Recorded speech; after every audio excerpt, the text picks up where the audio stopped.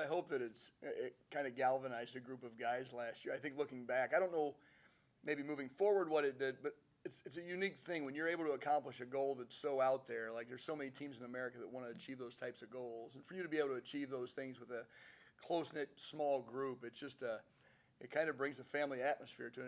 And the number of text messages and things that I've got from each one of those players and stuff, just kind of bringing everybody back full circle when they got their rings a few weeks ago. It's just it's a unique thing, and I think that team will be close forever. You know, maybe not best friends because guys live in different parts of the world, but like it just brings those guys close together, and it's something that nobody can ever take away from them. What does it do moving forward? I think, some people get complacent, and I think some people are like, oh, we did it. And I think that we've tried to press the buttons on our guys this year. That's kind of not the goal. The goal is to do it over and over and over again and prove people wrong. And, the rankings came out the other day, and I'm not a big rankings guy, but we weren't ranked first, so that means we're not good enough yet. And so our goal from day one is every day is to make that national tournament again and find another way to get a ring and a ring box and put that smile on our kids' face. And so we've tasted what it's like. We want to take it a step further, but I think that having those things and having achieved those things, it's taught our kids what hard work does. And our kids stuck together through some really tough times last year and the year before with COVID and everything, where you aren't practicing, then you are, and injuries, and guys are in and out, and they stuck together. And to be able to achieve that, I think it's proven to some of our older guys how we have to approach things this year in order to get back where we were last year, hopefully. Well, I can't thank those guys enough. It was such a pleasure to coach those guys and the competitive nature that they had and their willingness and ability to make shots late in the year at such a high rate. It was awesome to watch.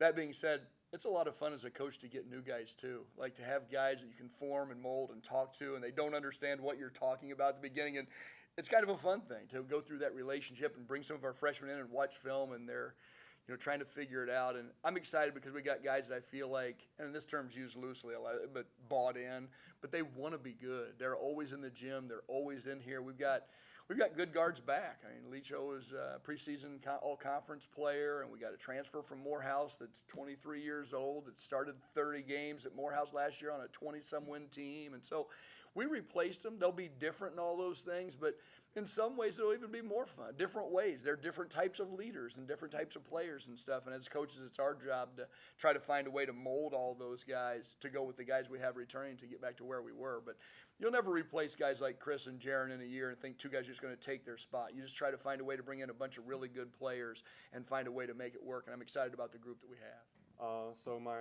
junior and senior year at high school, we traveled to the United States and we played tournaments. I believe it was in Providence and in New York. And that's where I met Coach Boyle for the first time from Colorado. And he offered me a scholarship. So after we traveled back, I talked to my parents and I got an offer to go and visit CU. So I visited CU, and after that I knew I was going to commit to Colorado. But after the first 2 years there,